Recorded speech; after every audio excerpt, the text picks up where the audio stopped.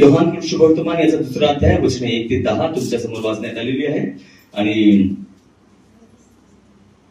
6वं वचन याप्रमाणे म्हणतं की तेथे पाण्याचे 6 दगडी रांजण यहूदाच्या शुद्धीकरणाच्या रीतीप्रमाणे ठेवलेले होते.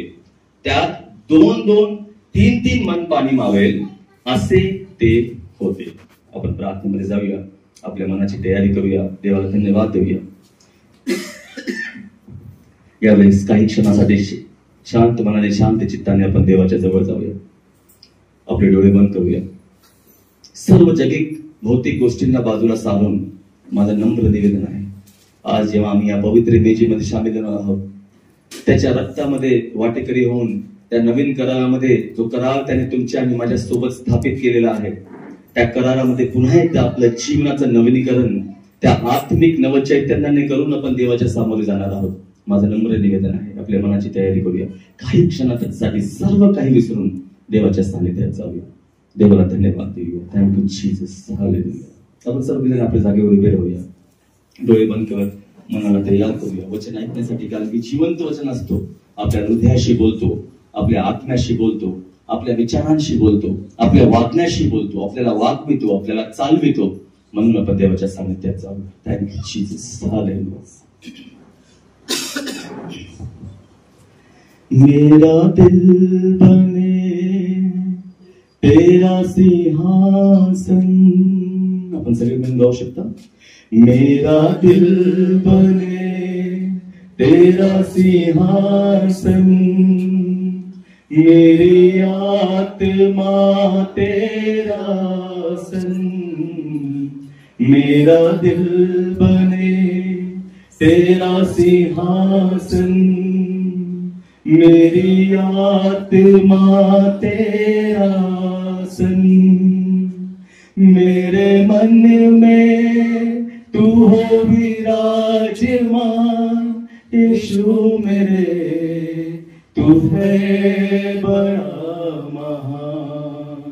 मेरे मन में तू हो विराजमान, यीशु मेरे तू है बड़ा महान.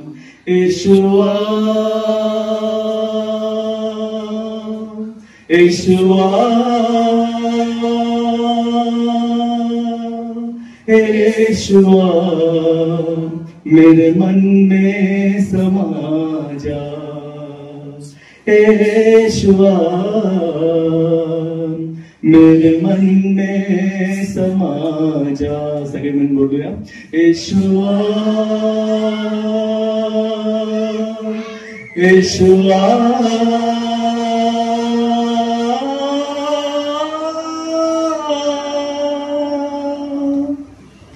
माझ्या मुखाचे बोल आणि माझ्या मनाचे विचार तुला ग्रहणयोग्य असो. माझ्या देवा, माझ्या तारका.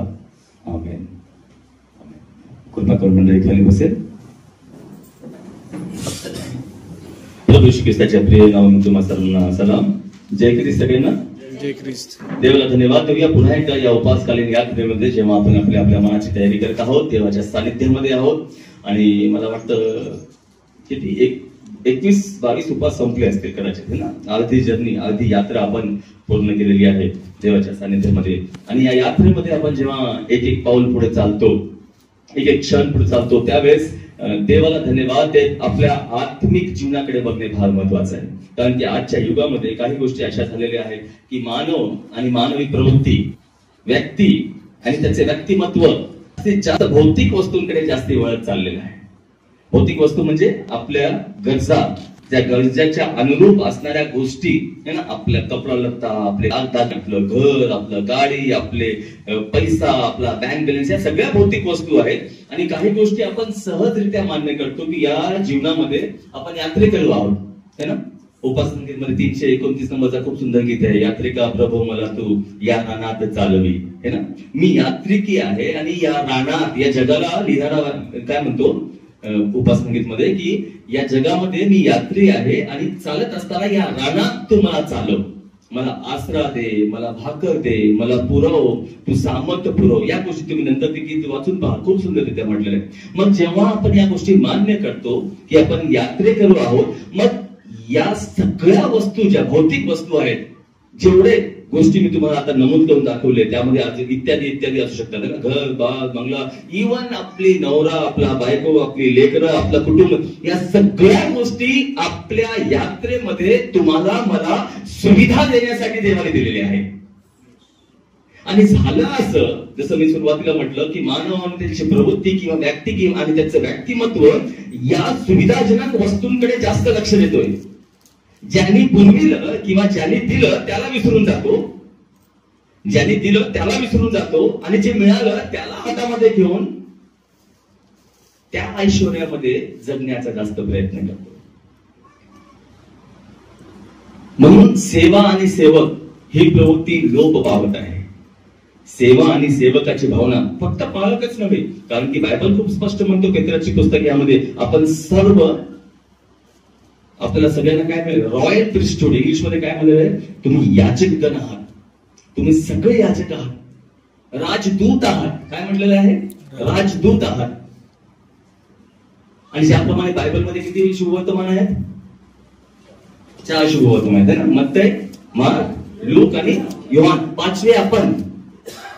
पाचवे आपण तुमचं माझं वैयक्तिक जीवन हे लोकांसाठी शुभवर्तमान आहे. एका काळामध्ये आपण बायबल वाटत होतो, एका काळामध्ये आपण ट्रॅक्स वाटत होतो. आता वाटायची गरज नाही आणि वाटूही नका. पुन्हा सांगतो, काही गरज नाही. तुम्ही फक्त त्या ट्रॅक्स आणि त्या बायबलच्या नुसार वागा, म्हणजे देव पावला. तुम्ही फक्त आणि फक्त ज्या गोष्टी नमूद आहेत त्यानुसार तुम्ही वागा आणि त्यानुसार जगण्याचा प्रयत्न करा. म्हणजे तुम्ही स्वतः एक पत्री आहात, एक सुसमाचार आहात लोकांसाठी, एक सुवार्तमान आहात लोकांसाठी. ख्रिस्त पत्रिकेद्वारे दाखवण्यात येत नाही, ख्रिस्त जीवनात दाखवण्यात येतो. आणि प्रभू येशू ख्रिस्त या जगामध्ये तुम्हाला आणि मला याच गोष्टी शिकवण्यासाठी आलेला आहे ना. प्रभू येशू ख्रिस्त तुम्हाला आणि मला या जगामध्ये याच गोष्टी, त्यांनी जेव्हा देवाने येशू ख्रिस्ताला या जगात पाठवलं, तो वागला. तो काय बोलला की मी माझ्या देवाची इच्छा पूर्ण करण्यासाठी आलेलो आहे.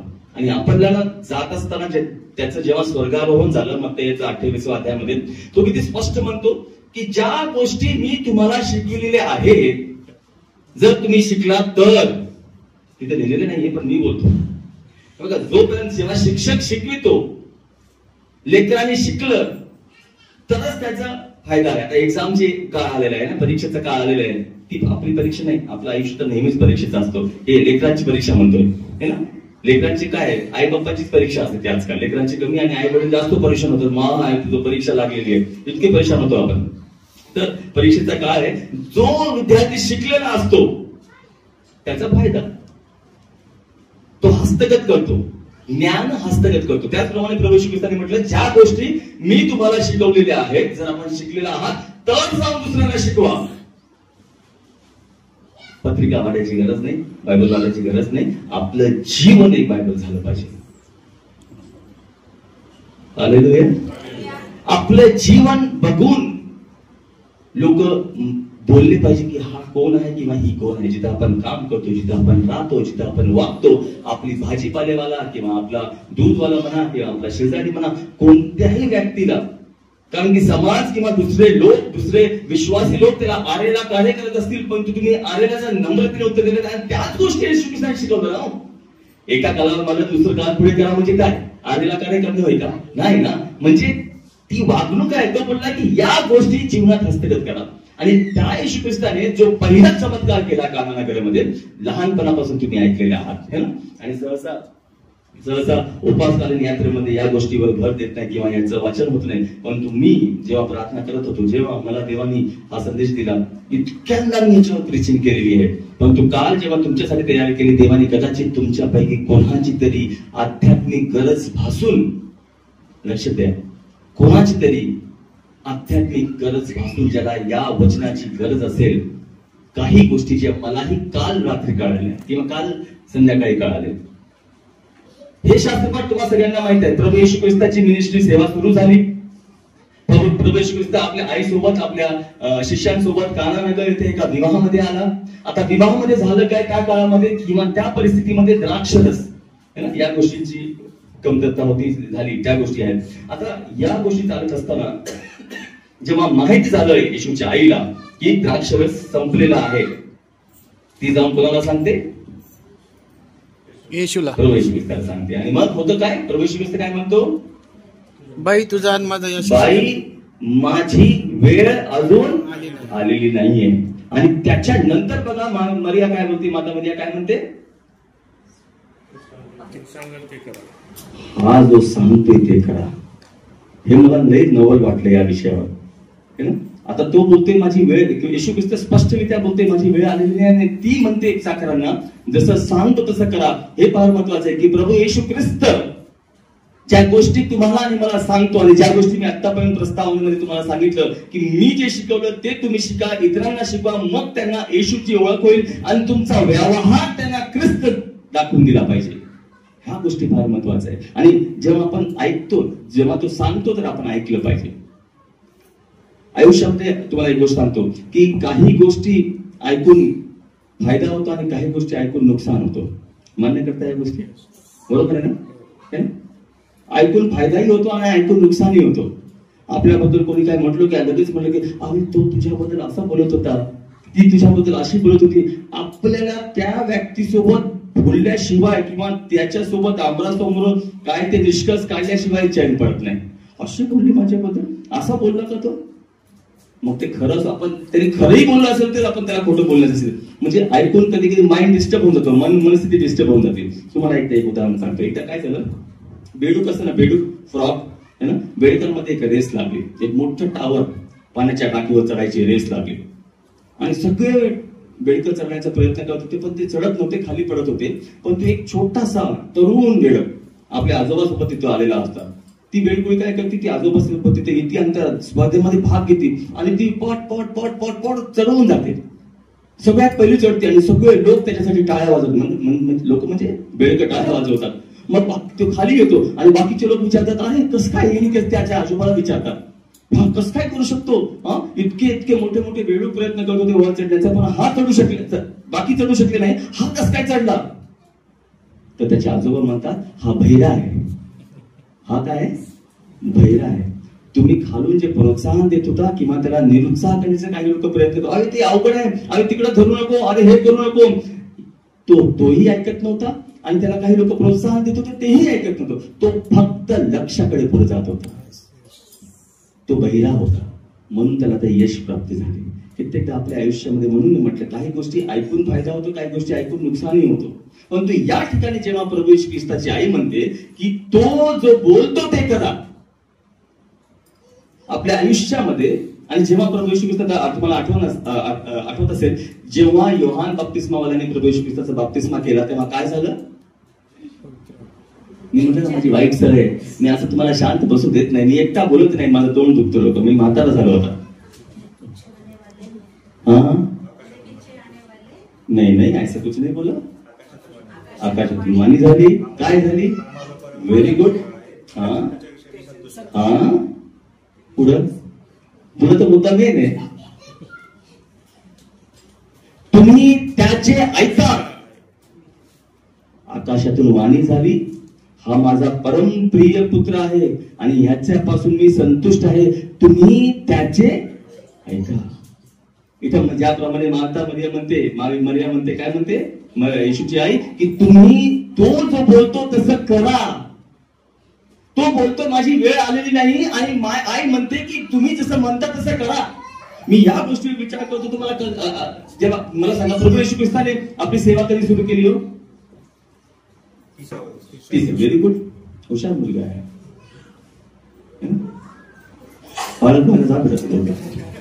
अंबाजोगाईचा पहिला फळ. हालेलुया. जाऊ दे, काहीतरी मोठं काम करेल विचारावरून तेव्हा काय बाळासाहेब उगाच कुठेही पाठवायला, त्याची आईवडील मला रागवतील गडचिरोली, पण जा चांगलं मुलं. 30व्या वर्षी प्रभू येशू ख्रिस्ताने सेवा सुरू केली. किती वर्ष केली? Very good. आता 30व्या वर्षी सुरू केली, तर 30 वर्षापर्यंत काय करत होता येशू ख्रिस्त? फक्त स्वतःलाच एवढंच.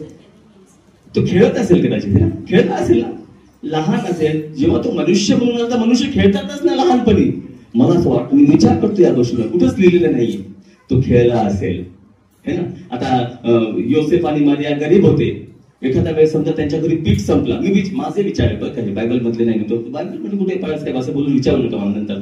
मी विचार करतो असं काल्पनिकतेमध्ये विचार करतो, प्रार्थनेत विचार करतो की प्रभू येशू ख्रिस्ताने 30 वर्ष काय केलं असेल है ना. लहानपणी समजा तो एक 12-13 वर्षाचा आहे, 11-12 वर्षाचा आहे, आणि समजा त्यांच्या घरी पीठ संपलं, मारिया येऊन योसेफला सांगितलं असेल, अहो आपल्या घरी पीठ संपलं, लवकर काहीतरी काम करा आणि जाऊन बाजारातून पीठ घेऊन या. त्यावेळेस येशू ख्रिस्त बोलत असेल, नाही का आई, पीठाच्या डब्यात जाऊन बघ पीठ आहे. आता आई बोलत असेल, अरे मी आता बघून आले पीठ नाहीये. नाही तू एकदा पुन्हा जाऊन बघ पीठ आहे. आणि जर ती पुन्हा जाऊन बघत असेल तर त्याच्यामध्ये पीठ निघत असेल. हालेलुया. मी असं माझा विचार आहे, कारण की त्याच्याकडे दैवित्व देव होताच, जरी मनुष्याच्या स्वरूपात. माझे विचार आहेत बरं का, चुकला असेल तर क्षमा करा, पण तुम्ही असं त्यांनी क्षमा का बोलतो मी, हे का कल्पनामध्ये आणलं माहितीये का, माझ्या विचारात का आलं, कारण की इथे तो म्हणतो की माझी वेळ आली नाही, परंतु मरियेला माहित होतं की त्याच्याकडे शक्ती आहे, मरियेला माहित होतं की त्याच्याकडे सामर्थ्य आहे, मरियेला माहित होतं की हे करू शकतो. आणि ती म्हणते की तो जो बोलतोय ते करा. आज एक साधारणशा प्रश्न जेव्हा तुम्ही या पवित्र मेजेमध्ये सामील होणार आहात, देव तुम्हाला आणि मला विचारतोय, जो ख्रिस्त बोलतोय तुम्ही ते करताय का. सिंपल आहे, साधं आहे, खूप काही अवघड नाही.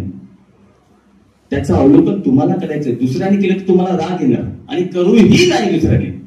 बायबल म्हणते ना की एकमेकांच्या डोळ्यातलं काही बघत बसू नका, स्वतःच बघा. तेच आहे, दुसऱ्याने मी स्वतः जर बाळक असून सुद्धा, कोणी असो, मग किती मोठा अधिकारी, धार्मिक अधिकारी असो, किती मोठा बाहेरचा अधिकारी असो, त्यांनी जर केलं तर मग आपल्याला राग येतो. म्हणून आत्मिक अवलोकन स्वतःने स्वतःच करावं. हे प्रश्न आज तुम्ही स्वतःला विचारा की मी ज्या गोष्टी ख्रिस्ताने शिकवलं त्यानुसार माझं जीवन आहे का. या पवित्र मेजेमध्ये हे करार आहे, हा एक करार आहे, नवीन करार ज्याला आपण म्हणतो, माझ्या रक्ताचा करार आहे देवबाप म्हणतो. आणि या करार या जेव्हा आपण ही भाकर म्हणतो, जेव्हा हे रक्त ग्रहण करतो, हे रस ग्रहण करतो, त्यावेळेस आपण त्याच्यासोबत करार करतो, त्याच्यासोबत एक अग्रीमेंट मध्ये जातो. तुम्ही लोक करार करता, करार समजायला मी काय करार म्हणजे, तुम्ही लोक करार करता का. हो नाही काय बोला, कधी करता, रोज करता ना. नाही काय ते लय घाबरायला तुम्ही मला, नाही मी काय दिवस नाही काय नाही, सातत तुमच्या पालकासारखं पाळतच आहे. करार करता तुम्ही, हो तुम्ही करार करता. कधी करता, रोज करता. भाजी घ्यायला जाता, टमाटे 10 रुपये किलो आहे अंबाजोगाईला, आमच्याकडे 10 आहे. हा रोज तर बोला तुम्ही, काय घाबरायला तुम्ही, मला का 2 किलो घेऊन द्या बोलत नाही मी, काय इतके कसे घाबरायचा. मी भाजीपाला आणतो घरून, म्हणून मला माहित आहे, माझं लक्ष घरात असतं म्हणून नको इतकं 5 किलो उचलू तिथे नेऊ. तर जेव्हा तुम्ही 10 रुपयाचे टमाटे घेता, 10 रुपयाची नोट त्या भाजीला देता, तो करार आहे, तुम्हाला माहित आहे हो की नाही सांगा. कसं देवाणघेवाण नाही, त्या 10ची नोट उघडून वाचा तुमच्याकडे असेल तर, त्याच्यावर लिहिलेलं वाचा. 10 रुपये आणले असेल ना 10 टाकायला. कळलं मला काय बोलायचं, मी कधी पैशाबद्दल काय बोलत नाही, देवाचा आशीर्वाद असतो. 100 मध्ये वाचा, त्याच्यावर तेच असत. मैं धारक को 10 रुपये देने का वचन अदा करता हूं. हालेलुया. त्याला करारच म्हणतात ना, आणि गव्हर्नरची सही असते त्याच्या खाली. जेव्हा आपण या मेजेमध्ये सामील होतो ना, देवासोबत एक करार होतो की देवा मी ऐकणार तुझं, मी ख्रिस्ती आहे, फक्त या समाजाला एक धर्म दाखवण्यासाठी नव्हे, परंतु तू जे बोलतोस ते करण्यासाठी. येशू ख्रिस्त या जगात कधी ख्रिस्ती धर्म बनवण्यासाठी आलाच नाही. अख्ख्या बायबलमध्ये तो कुठे बोलत नाही की तुम्ही सगळे ख्रिस्ती धर्मामध्ये जा, कुठे बोलत नाही. ख्रिस्ती व्हा, मी जे शिकवतो ते लोकांना शिकवा. बाजूवाल्याकडे एक हिंदू धर्म आहे आणि इकडच्या वाल्याकडे एक मुस्लिम धर्म आहे, म्हणून माझ्याकडे एक ख्रिस्ती धर्म पाहिजे, म्हणून तुम्ही ख्रिस्ताच्या या करारामध्ये सामील होऊ नका. पुन्हा सांगतो, ते लोक दिवाळीला आम्हाला फराळ पाठवतात आणि हे लोक ईदला आम्हाला शिरकुर्मा पाठवतात, आम्ही क्रिसमसला त्यांना केक पाठवावं म्हणून ख्रिस्ती धर्म पाळू नका. लग्न कसं होणार, मरणार कसं, गाडणार कोणी, म्हणून ख्रिस्त धर्म पाळू नका.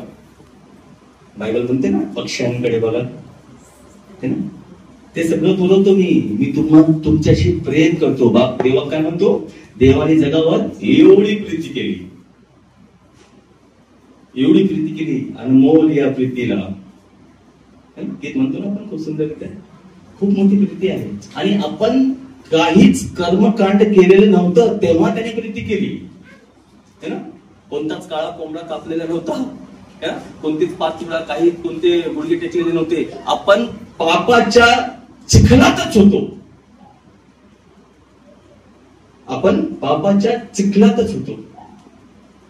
त्याला पत्र्याचा 3रा अध्याय वाचून घ्या. खूप नका काढू नका, फक्त वाचून घ्या. नंतर 3रा अध्याय 1 ते 3 आपल्या पूर्वी जीवनाबद्दल बोलता की तुम्ही पूर्वी असे होता. 4था अध्याय 4था वचन, 3रा अध्याय 4था वचन काय म्हणतो की ज्या वेळेस देवाची दया आणि प्रीती अवतरली, मग तुम्हाला तारण प्राप्त झालं, मग तो करार कायम झाला प्रीतीचा. आपण काही कर्मकांड किंवा आजही मी बाळग झालो तेव्हा माझ्या खिशामध्ये स्वर्गाला जायचं तिकीट पाहिजे असं होऊच शकत नाही, आणि असं होणारच नाही. माझ्या कर्मा, मी जर देवाने जे बोललं ते ऐकून चालत असेल तरच मी त्या आभाळावर घेऊन जाणार ना. तो कसले पत्रामध्ये म्हणतो की जे गेलेले आहेत ते आधी उठतील, नंतर आपण, त्याला रप्चर आणि जजमेंटचं डे म्हणतात. 2 गोष्टी वेगवेगळ्या आहेत, कधी मी कन्फ्युज होऊ नका. याच्यानंतर कधी पुन्हा आलं तर मी सांगेल त्याच्यावर ना. रप्चर वेगळा असतो आणि जजमेंट, न्यायाचा दिवस वेगळा आहे. हे 2 गोष्टी वेगळ्या आहेत. येशू ख्रिस्त येईल आधी, ज्यांना घेऊन जायचं त्यांना घेऊन जाईल, मग न्याय करेल. त्या गोष्टी लक्षात ठेवा, नंतर मी शिकवेल. तर तो जो बोलतोय ते करा. आणि मग येशू ख्रिस्तांनी काय सांगितलं त्यांना करायला? पाणी भरायला सांगितलं. कशामध्ये? रांजणामध्ये. किती रांजण होते? लॉक किया जाए. 7 बोलने वाले हाथ उठाओ, 6 बोलने वाले हाथ उठाओ. 6 की 7? Very good. 6 रांजण होते. कसले होते? दगडी रंग. कशाचे होते? रूढी आणि परंपरेचे होते. लिहिलेलं ना, करेक्ट आहे ना. तिथे आपण कानाविषयी वाचताना ह्या रांजणाला विसरून जातो, आणि आज रांजणच थोडक्यात सांगून निघत आहे. 5 मिनिटात संपवतो, काळजी करू नका. मला लांब जायचंय, तुम्हाला नाही. लांब जाण्याबद्दल संपत नाही. 6 रांजण होते.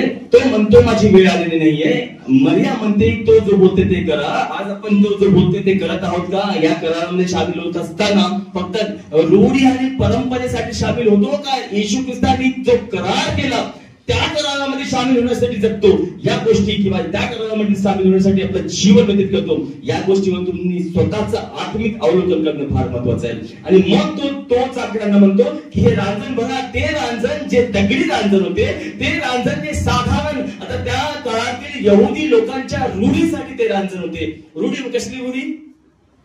हातपाय धुवायसाठी.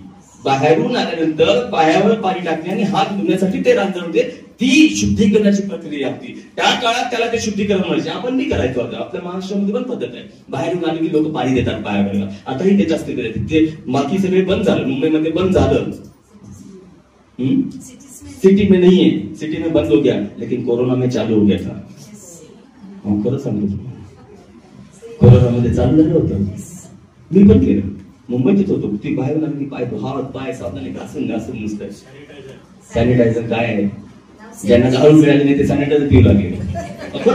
खरं आहे, मजाक नाही, ही सत्यता आहे. त्याच्यामध्ये 6% अल्कोहोल होतं ना. दारूची दुकानं बंद झाली होती, लोकांनी सॅनिटायझर पिलं, ज्यांना कंट्रोल होत नव्हतं.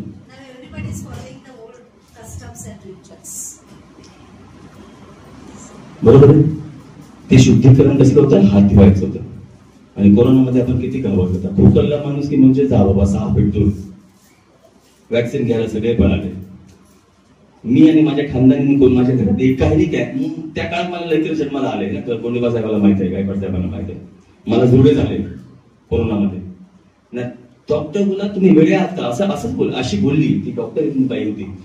सर तुम्ही वेडे आहात का? म्हणजे मी वेळ नाही, मी देवाचा वेळ आहे. मी नाही लावलं वॅक्सिन माझ्या लेकरांना. मी माझ्या बायकोलाही नाही लावलं. प्रेग्नेंट असताना कंपल्सरी केलं होतं. बाई करते की डिलिव्हरी कर, नाही तर मी घरी घेऊन चाललो. होतील तिथं. मागच्या आधीच्या काळात व्हायचे ना, घरी करून घेतो. बिचारी चुपचाप करून घेतले तिने, कारण की तिचा नियम नव्हतं ना, गव्हर्नमेंट करायची, आम्ही जबरदस्ती करत नाही. ते बिचारे नर्स कोणी आहे का, नर्सेस जबरदस्ती नर्सेस लोकांना लावलं त्यांनी, सरकारी कर्मचारी लोकांना जबरदस्ती लावले. पहिले त्यांना लावले, टेस्टिंग केली त्यांच्यावर माकडा मांजरासारखी, नंतर लोकांना काही फरक पडला नाही त्याच्याने. ते काही वॅक्सिन खरं पाहता काहीच नव्हतं. ते मी नाही लावलं, माझ्या घरात कोणीही नाही लावले. 6 मेंबर, 6चे 6 विदाऊट वॅक्सिन आहे.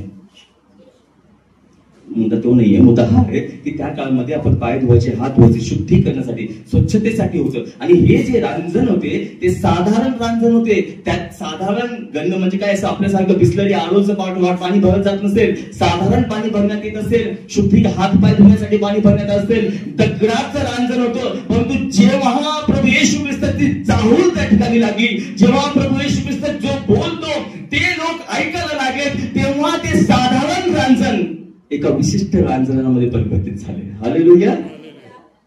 ज्या रांजणातल्या वस्तूसोबत, पदार्थासोबत जेव्हा हातपाय धुण्यात येत होतं, त्या रांजणातल्या वस्तूसोबत लोक त्याला पिऊ लागले, म्हणजे त्याचं मूल्य वाढलं. बरोबर आहे. आपण जे घरात आपल्याकडे निळा ड्रम असतो है ना, रांजण नसतं आपल्याकडे आजकाल. आधी असायचं, अर्ध जमिनीमध्ये पुरून ठेवायचो, बाहेर अर्ध राहायचं, त्याला कापड बांधून ठेवायचो या काळामध्ये विशेषतः. आता तर गेलं ते, आता ड्रम असतं, आता तर फ्रीज आलं सगळ्यांकडेच. ड्रम मध्ये आपण प्यायचं पाणी भरत नाही, जे मिळालं ते भरून घेतो वापरायला, है ना.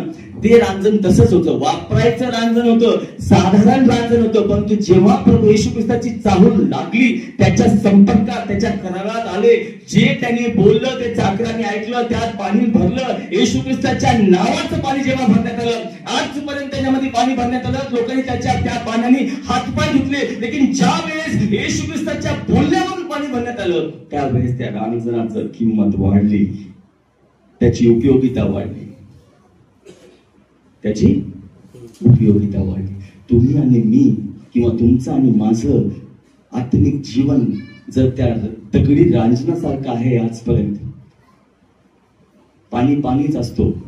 परंतु जेव्हा येशू ख्रिस्ताच्या द्वारे मिळालेलं पाणी आपल्या जीवनात, आपल्या व्यवहारात, आपल्या व्यक्तिमत्वात येईल, आपली आत्मिक किंमत वाढणार आहे. हालेलुया.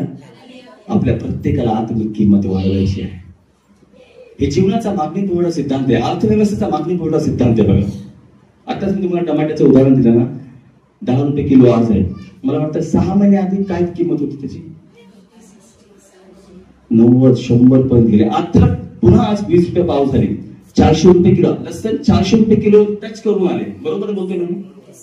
हे काय होतं माहिती का, आर्थिक सिद्धांत आहे मागणी पुरवठा, है ना. बाजारात पुरवठा कमी झाला की किंमत वाढते, पुरवठा कमी झाला की किंमत वाढते, मागणी वाढली की किंमत वाढते. या गोष्टी अर्थव्यवस्था सिद्धांत आहे. आणि जर पुरवठा वाढला तर किंमत कमी होते. म्हणजे साध्या भाषेत सांगतो, जास्त आलं की कमी होतं, कमी झालं की भाव वाढतं. तुमच्या आणि माझ्या आत्मिक जीवनाचं जेव्हा किंमत वाढते ना, कधी वाढते, जेव्हा येशू ख्रिस्ताची चाहूल तुमच्या आणि माझ्या जीवनाला लागते. रूढी परंपरेनुसार नाही. ते रांजण अगदी रूढी परंपरेच्या उपयोगात येत होतं, ते दगडाचं होतं, त्याचं पाणी हातपाय धुवायला वापरण्यात येत होतं. परंतु ज्या वेळेस येशू ख्रिस्ताच्या बोलण्यावरून त्यात पाणी टाकण्यात आलं, त्यावेळेस त्याची उपयोगिता वाढली. तुमच्या जीवनाची उपयोगिता देवाच्या राज्यासाठी किती आहे, हा प्रश्न आज तुम्ही स्वतःला विचारा. तुमचं जीवन एका पाण्यासारखं आहे. जर येशू ख्रिस्ताच्या न बोल, ज्याप्रमाणे येशू ख्रिस्त बोलतो त्याप्रमाणे जर आपलं जीवन चालत नाही, मग आपलं जीवन रूपी पाणी हातपाय धुण्यामध्ये, म्हणजे साधारणच जीवन आपण घेऊन चालणार. परंतु ज्या वेळेस येशू ख्रिस्ताच्या बोलण्यानुसार आपण बोलण्यानुसार वागणार, त्याच वेळेस आत्मिक उपयोगिता, तेव्हा तुम्हाला कळेल की तुम्ही एक देवाच्या राज्यामध्ये पात्र आहात. You are a vessel. तुमचा उपयोग त्याच्या राज्यासाठी झाला पाहिजे, आणि तुमची आणि माझी निवड त्याचसाठी झालेली आहे. आम्ही आमचा एक चर्च, आम्ही रविवारी येणार, नंतर लॉक करून निघून जाणार, 6 दिवस आम्ही आमच्या मर्जीने राहणार, असं देवाच्या राज्यात नाही चालत. देव प्रियजन, तुम्हाला विशिष्ट कार्यासाठी या शहरात, या गावात, या तालुक्यात ठेवण्यात आलेलं आहे. तुम्हाला तुमच्या देवासोबत तुमचा काय करार आहे हे माहिती झालं पाहिजे. आणि हे कोण सांगणार? पाळक नाही सांगणार, तुम्हाला देव सांगेल. त्याचा आत्मा सांगेल, तुमची प्रार्थना सांगेल, देवाचं वचन सांगेल. अहो, देवाच्या वचनामध्ये सामर्थ्य आहे. हिंदी में बोलते हैं ना, वो दो धारी तलवार के जैसा है, जो गांठ गांठ और गुदे गुदे को काटता है ना. हृदयाला छेदून काढतो, जीवनाला खरं एका आयुष्या समान तुम्ही कोण आहात हे दाखवून देतो. त्याच्या तुमचे रोग बरे करतो. हे वाचून स्तोत्रसंहिता 107 काढून का, मी एका मिनिटात वाचतो तुमच्यासाठी. 107 आणि 20 पहा काय म्हणतो की तो आपले वचन पाठवून त्यास बरे करतो. Hallelujah, hallelujah. किती लोकांना बरं व्हायचंय, किती लोक आजारी असतील मला सांगा. है ना, तुम्हाला सांगतो आज कॅन्सर तर तापेसारखं झालेलं आहे, ताप सारखं. लोक घाबरतात, चिंता करतात. डायबिटीस आणि बीपी तर विचारू नका. लोकांना गोळ्या पाठ झाल्या. हो, शुगर झाली तर ग्लायकोमेट SR 500 घ्या. मला नाही बरं का, नाव माहिती असेल तर अजून विचारलं, शुगर असेल म्हणून सांग ग्लायकोमेट SR 500 घ्या, डॉक्टर लगेच सांगतो. शुगर ची बहीण बीपी हे दोघं सोबतच चालतात. काय प्रेम आहे त्या भाऊ बहिणीमध्ये. आता मी विचारणार नाही, हात वर करा किती लोकांना शुगर आहे, बीपी आहे. 5-6 तरी करतील, एवढं 100% मला माहिती आहे. ज्या दिवशी तुम्हाला माहित झालं, डॉक्टर तुम्हाला बोलतो आज तुम्ही ब्लड टेस्ट केलं आणि तुम्हाला शुगर निघाली, काय घाबरतो आपण? खरं सांगा बरं, घाबरतो की नाही? आणि लगेच कुठं पडतो?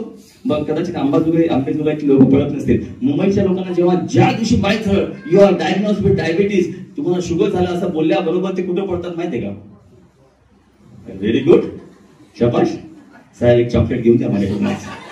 खरं घेऊन द्या बरं का, फुलफिल करून पाहतो. थोडं पर्यंतही वाढेल तुमचं. किती वर्ष झाले असून तुम्ही चॉकलेट घेऊन दिलं नाही? त्यांना तिखट चॉकलेट घेऊन द्यायचं म्हणजे लेग पीस. पहिलं पडतात बुटाच्या दुकानामध्ये. का? कारण की डायबिटीज झालेल्यानंतर डॉक्टर काय म्हणतो माहिती का, 40 मिनिटं पटपट वॉकिंग करा रोज. स्पोर्ट्स शूज घ्यायला जातात, आठवडाभर जातात, नंतर ठेवून टाकतात गुंडाळून. घाबरतो, आजाराला घाबरतो, रोगाला घाबरतो. देवाचं वचन काय म्हणतो? तुमचे रोग बरे करण्यासाठी तो वचन पाठवतो. हालेलुया. आपण वचन वाचतो का? रोज वाचतो का? माझा प्रश्न आहे. 2 प्रश्न बोलून संपवतो. थोडं 3 मिनिटं पुढे गेलो बघा, बोलता बोलता एक्झाम्पल दिलं ना मध्ये, म्हणून पुढे गेलो. एवढं बोलून संपवतो. 2 गोष्टी तुम्हाला सकाळी नाश्त्याला आधी आणि रात्री जेवणानंतर करायची. डॉक्टरच्या भाषेत सांगतो, जर तुमच्या जीवनामध्ये वैयक्तिक प्रार्थना आणि कौटुंबिक प्रार्थना नसेल, तुमचं ख्रिस्ती जीवन अशी फळी मारून घ्या, अशी 0 आहे, 0. आता सांगतो तोंडावर तुमच्या. तुम्ही जर कितीही बिझी असाल, कोणीही असाल, तिस्मार खान असाल, तुम्ही जर 24 तासात तुमच्याकडे, संडे सोडून बोलतो बरं का, तुमच्याकडे प्रार्थना तुम्ही करत नसाल आणि तुमच्या घरी कौटुंबिक प्रार्थना कळते ना काय असतं? जेवढे घरात आहे तेवढे एकत्र बसून प्रार्थना. एक अपवाद आहे बाबा, मी तुम्हाला पुन्हा सांगतो. आम्ही ड्युटी वाले मी नाही, हे सगळं मला सांगू नका. ज्या दिवशी आहे ड्युटी ते सगळं ठीक आहे. ज्या दिवशी पिक्चर बघायला जाताना सोबत बघू नका बरं का पिक्चर. खरं सांगतो, बाळकाने बोललं पिक्चर बघायला सोबत जा. मी पिक्चर बघत नाही, स्वतः बघत नाही, तुम्हाला बघायला सांगत नाही. कोरोना संपल्यानंतर लोक हॉटेलला गेले बघा जेवायला. आज फॅमिली सोबत जेवायला जाणार. किती दिवस झाले बोललो की नाही आपण? असं नाही बोलत. तुम्ही मुंबईचे लोक बोलले, तुम्ही नाही चांगले आहेत. मी त्यांना बोलतोय, ते चंद्रातले लोक आहे ना, चंद्रातले मेथडिस्ट चर्च लोक, ते असे बोलतात. तुम्ही चांगले आहात. सोबत फिरायला जातो, लग्न समारंभात जातो, प्रार्थनेमध्ये सोबत बसत नाही आपण. या 2 गोष्टी जर तुम्ही करत नाही, बायबल पठण, वैयक्तिक जीवनामध्ये प्रार्थना आणि कौटुंबिक प्रार्थना तुमच्या घरी नसेल, तर स्वतःच्या ख्रिस्ती जीवनाला ना अशी फुली मारून घ्या. तुम्ही आजपर्यंत फक्त रूढी परंपराचेच ख्रिस्ती आहात. मग वाईट वाटलं, व्हेरी गुड, वाटून घ्या, शबाश. हे वाटायलाच पाहिजे. कारण की हृदयात 2 धारी तलवार म्हटलं ना मी, त्याची घुसली पाहिजे वचन. कारण की तुमच्या आजाराला बरं करण्याचा सामर्थ्य तुमच्या हातात आहे. तुमच्या जीवनात आशीर्वाद. आपण आज कर्जबाजारीपणा वाढलेला आहे, व्यभिचार वाढलेला आहे, व्यसने वाढलेली आहेत. आणि सैतान जागा बघून, लोक बघून अटॅक करतो, तुमच्या आवडी निवडी बघून अटॅक करतो. तुम्ही कोणत्या मोहात पडू शकता हे त्याला चांगलं माहित आहे. तुमची इच्छाशक्ती कुठे कमी पडते हे माहित आहे. हे बघा, भावाची इच्छाशक्ती वेगळी असेल, दादांची इच्छाशक्ती वेगळी असेल, तो कुठं पडेल सैतान तिथंच त्याला अटॅक करेल. ते कुठं कमी पडतील सैतान तिथंच त्यांना अटॅक करणार आहे. प्रत्येकाची इच्छाशक्ती बघून सैतान नाही माइंडेड आहे. तुमच्यापेक्षा जास्त बायबल सैतानला माहिती आहे. बरोबर आहे. मग त्याचा 4था अध्याय, येशू ख्रिस्ताची परीक्षा घेतली. आपण नाही तीच घेतली मुली येते. तुमची माझी परीक्षा घेणार नाही का मग तो? जर तुमच्या जीवनात देवाचं वचन आणि प्रार्थना होत नसेल वैयक्तिकरित्या, तुमच्याकडे जर 5 मिनिटं नसेल वैयक्तिक बसून एकदा बायबल उघडून वाचायला आणि प्रार्थना करायला, मग तुम्ही रांजणच राहणार दगडाचे, ज्या पाण्याने फक्त हात आणि पाय धुण्यात येतील. त्याची उपयोगिता धार्मिक कार्यात कधी वाढणार नाही. भौतिक वस्तूंबद्दल नाही बोलत मी, आध्यात्मिक गोष्टीबद्दल बोलतोय. तुमच्या हातात आहे. आजपर्यंत केले नसेल तर आज करा. आज करा बोलते, हे महत्वाचं आहे. इंग्लिशमध्ये म्हण आहे, टुमॉरो नेव्हर कम्स. उद्या कधीच येत नाही. उद्या नक्की करेल, आज नको. आध्यात्मिक जीवनामध्ये वाढ, खरा ख्रिस्ताची ओळख पाहिजे, देवाचा करार झाला पाहिजे. मग तो जो बोलतो तसं करा. आणि त्यांनी तुम्हाला शिकवलं, तो वैयक्तिकरित्या ख्रिस्त येथे येऊन शिकवत नाही, वचनाद्वारे तुम्हाला आणि मला शिकवतो. आणि आज ज्या प्रकारे त्या रांजणाची किंमत वाढली, व्हॅल्यू वाढलं, त्याची उपयोगिता वाढली. कशी? जेव्हा येशू ख्रिस्त सामील झाला, त्याचे शब्द सामील झाले. जेव्हा येशू ख्रिस्ताला तुम्ही तुमच्या हृदयात जीवनात ग्रहण करणार, मग तुमचा अभ्यास असो, तुमचा कुटुंब असो, तुमची व्यसने असो, तुमचा कर्जबाजारीपणा असो किंवा तुमचे आजार असो, त्या सर्वांना मात देण्याचा अधिकार प्रभू येशू ख्रिस्ताकडे आहे. हालेलुया.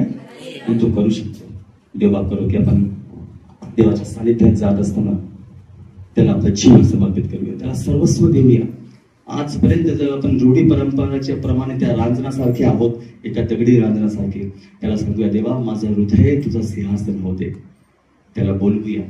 म्हणून सुरुवातीला मी ते गीत घेतलं, मेरा दिल बने तेरा सिंहासन, मेरी आत्मा तेरा आसन. आपली आत्मा जेव्हा देवाचं आसन होते ना, मग आपल्याकडून वाईट गोष्टी ज्या आपल्याकडून कंट्रोल होत नाही, ते सुद्धा आत्मा कंट्रोल करून देतो. आपण शांतपणाने देवाजवळ जाऊया, डोळे बंद करूया, देवाच्या सानिध्यात आपलं मन एकदा हाक द्या. ज्याप्रमाणे म्हटलं की आज कोणाला तरी आज या वचनाची गरज होती, म्हणून देवाने ते वचन मला काल दिलं. त्याला सांगूया की देवा माझं वागणं, माझं चलणं, उठणं, बसणं, बोलणं, विचार करणं सर्वस्व तुझं आहे. Thank you Jesus.